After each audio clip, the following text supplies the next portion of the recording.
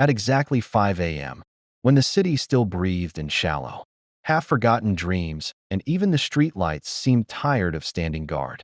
The knock came, sharp, deliberate, and utterly impossible to ignore, slicing through my small apartment like a blade through silence. And I remember thinking, before I even swung my legs off the bed, that nothing good ever knocks on a door at that hour. Not police, not hospitals, and certainly not the woman standing on the other side of mine.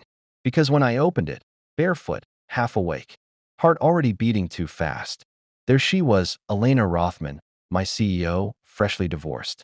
Impeccably dressed even in the dim hallway light. Eyes rimmed red not from sleep, but from something far heavier. Something fractured, and for a moment my mind refused to process the image. Like a computer crashing under impossible data. Because CEOs didn't show up at junior employees' apartments at dawn. Not billion-dollar CEOs with glass offices and magazine covers and voices that silenced boardrooms. Yet there she stood, holding herself together with the kind of discipline only someone used to command possessed.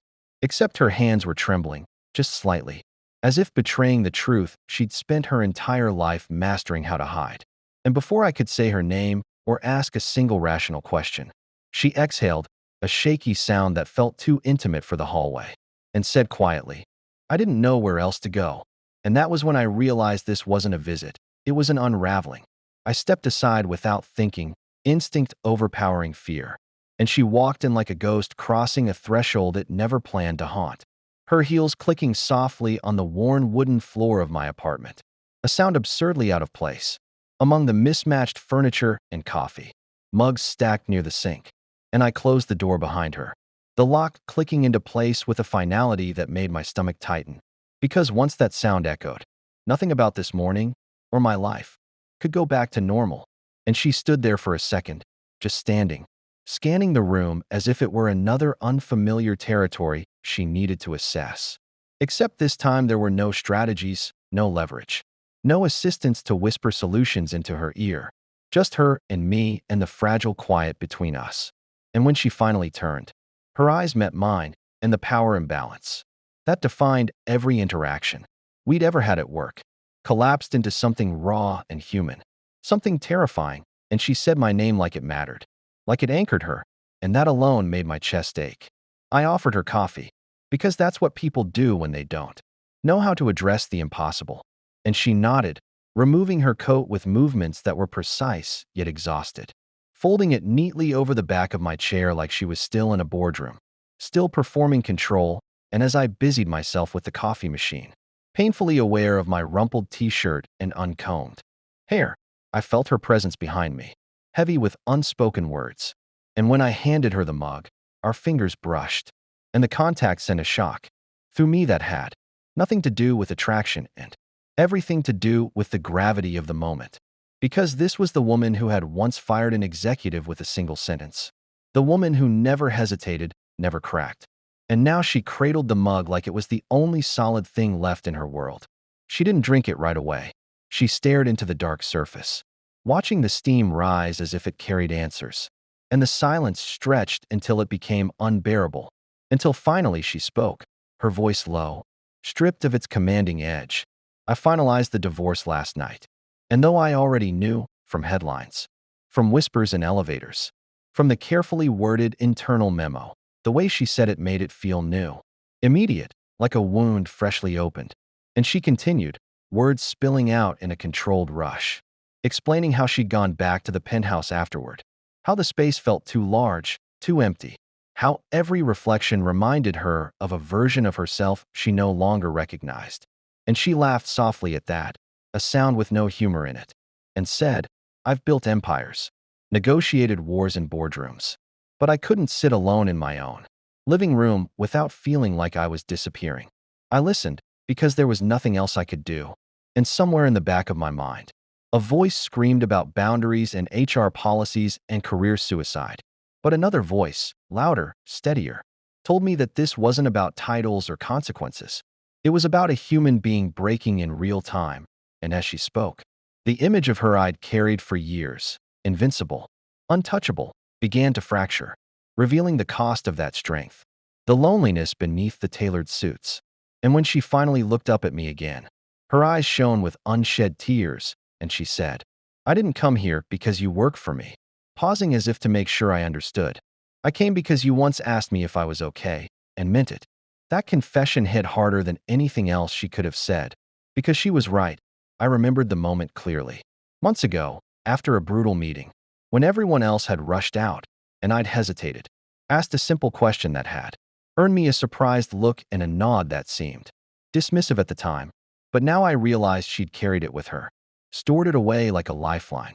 And the weight of that responsibility settled onto my shoulders as she continued, her voice barely above a whisper now, telling me how the marriage had eroded quietly, how success had become a wall between her and everything real, how even her grief had felt performative in public.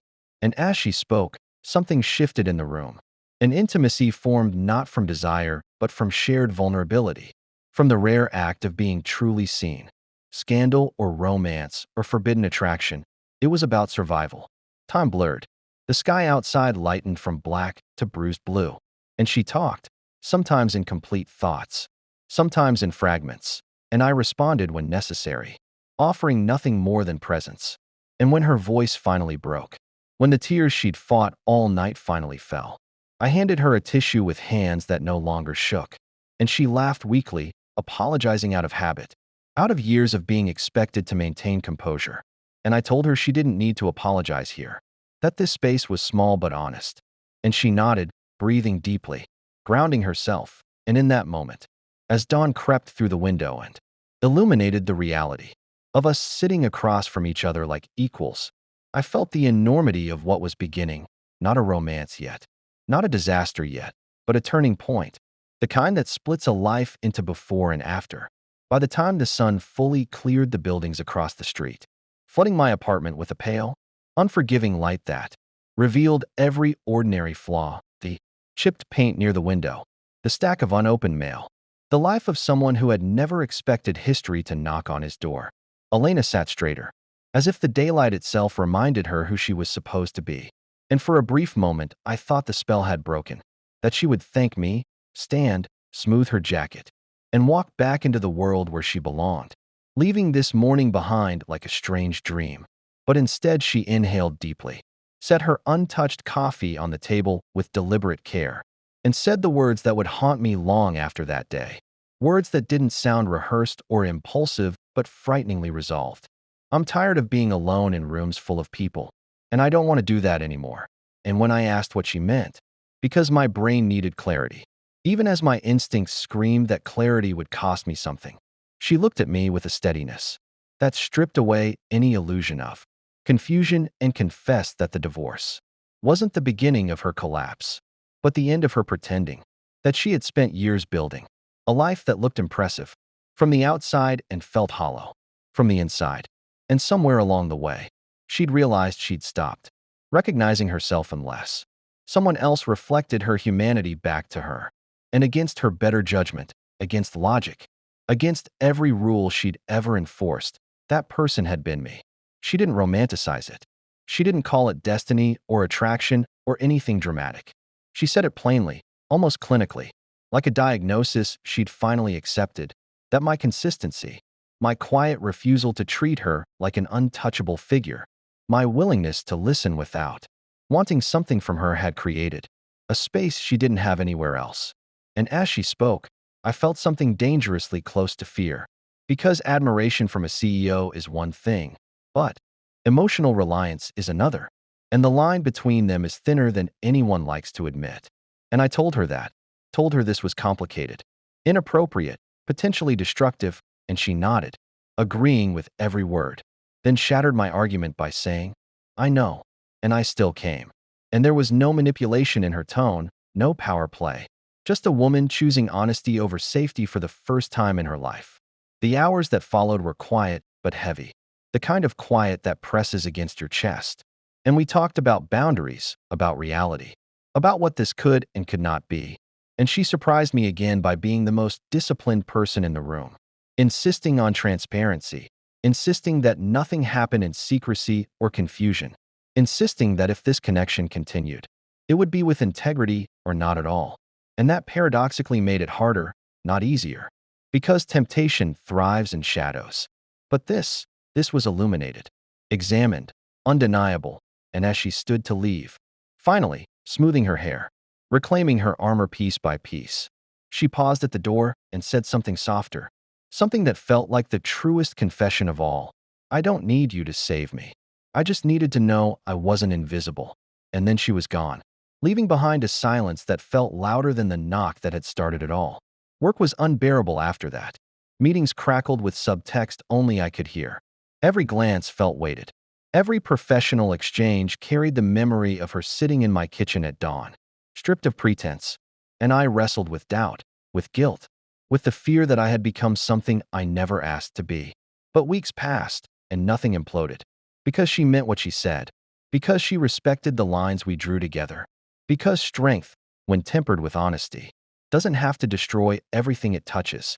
And slowly, something else took shape. Not a scandal, not a fantasy, but a mutual understanding that reshaped how we saw ourselves in each other. And when she finally asked me, months later, not as a CEO, but as a woman, whether I wanted to explore what had grown between us, it wasn't reckless, it was earned. And if you've stayed with this story until now, if you've felt the tension, the restraint, the quiet moments that matter more than grand gestures, then take a second to subscribe to the channel. Because stories like this, stories about choice, consequence, and the courage to be seen, only get deeper from here. And the next one might just knock on a door you didn't even know you were afraid to open.